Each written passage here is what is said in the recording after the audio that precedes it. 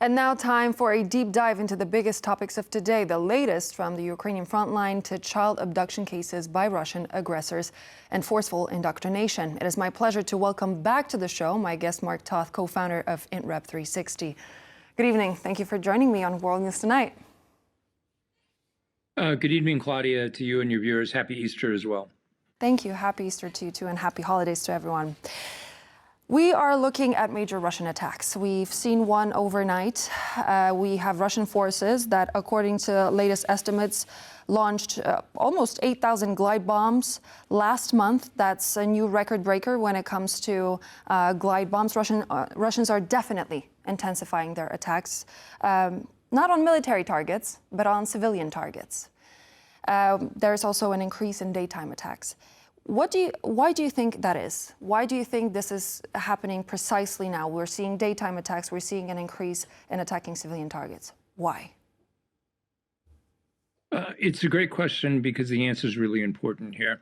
Essentially, what Russia is trying to do now is to win in the civilian sectors of Ukraine, what its military can't do on the battlefronts throughout Ukraine. They're being pushed back marginally, but still being pushed back on the front lines, especially in the south near Kherson and Zaporizhia, and that's problematic for them.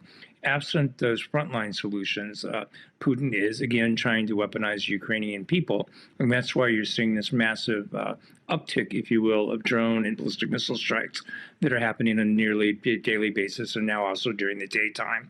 It's showing you that Putin realizes, or at least the Kremlin does, that he's increasingly out of options, at least current options on the battlefield. And he's trying to, in effect, open up an alternative front against Ukrainian civilians. It won't work. The success of late that Ukraine has had on the battlefronts is too good, and it's going to cause both tactical, operational, and strategic problems for the Russians going forward. So while Russia targets innocent civilians, Ukrainian forces focus on breaking a chain of supply of Russia's war effort. Ukraine reportedly struck defense and chemical industry facilities in Tagarok and Tolyatti overnight on April 4th. And in the words of President Zelensky, Ukraine's military situation is the best it's been in the last 10 months. What do you attribute this to? Another great question. Essentially, what Ukraine has been able to do is be innovative in two different ways. As General Petraeus recently said at the Kiev Security Summit that was held in Kiev last week, Ukraine's cruise missiles now fly farther and pack more payload, weapons, munitions, if you will, than U.S. cruise missiles do. And then they've been able to take those and conduct these deep strikes into energy, oil and energy infrastructure targets throughout Russia almost at will. That's had a huge impact. I think when we last talked about this on TBP World, roughly 30% of Russia's oil and infrastructure had been either disrupted or destroyed by Ukraine. Now that number is 40%, and it's showing no signs of getting smaller, potentially even getting bigger. That's important because even though you have oil prices skyrocketing on the global stage, that presumably should be an economic boon to Putin, if he can't get it to market because Ukraine is destroying his capacity to deliver it, he can't benefit from it, and that's what we're seeing. So from that standpoint, it's been huge.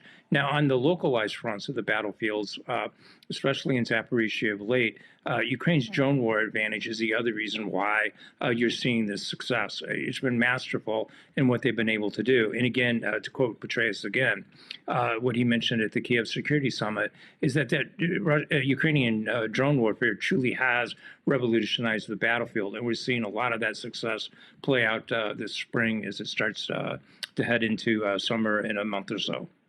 I would like to bring a quote by President Trump, who said to the Telegraph, quote, "Ukraine wasn't our problem. It was a test, and we were there for them, and we would always have been there for them.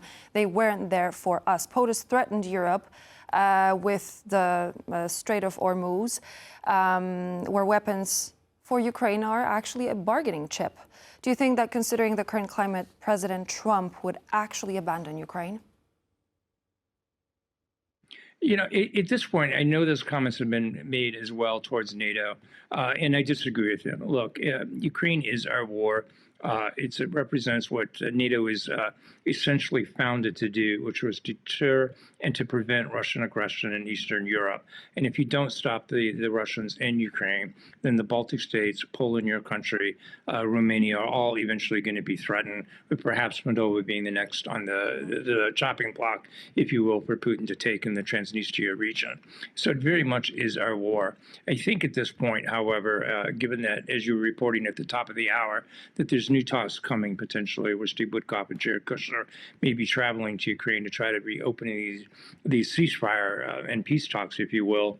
I don't think that you're going to see Trump curtail anything anytime soon. Now, it is possible, as he's threatened, as the Pentagon has said, they may divert weapon systems that European nations are purchasing through the Pearl system, which allows NATO member states to buy weapons from the United States directly and then transfer them under whatever basis, whether they sell, lease, or give to Ukraine. Those may be in jeopardy because of the war needs that are ongoing in Iran, but that is yet to be determined. So far, we've not seen those diminished yet, but they might be. Mm-hmm.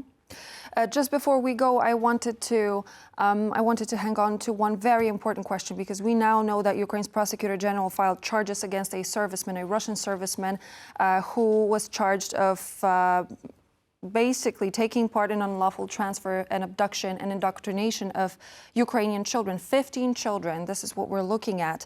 But there are many more. And these children, from our report, were held at gunpoint by Russian military officers. Is Russia ever going to be held responsible for basically those crimes against children?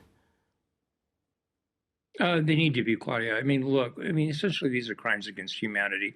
These 15 kids are representative, as you pointed out, of potentially 19,000 plus other children to be held at gunpoint, to be told that they have to sing the Russian national anthem, to be told that they can't speak Ukrainian, to be transported deep into Russia itself is a heinous crime. Now, thankfully, these 15 children have been repatriated to Ukraine, and their stories at this point have a happy ending. But so far, there are thousands more, potentially upwards of 19,000 more, that the story hasn't ended happily yet.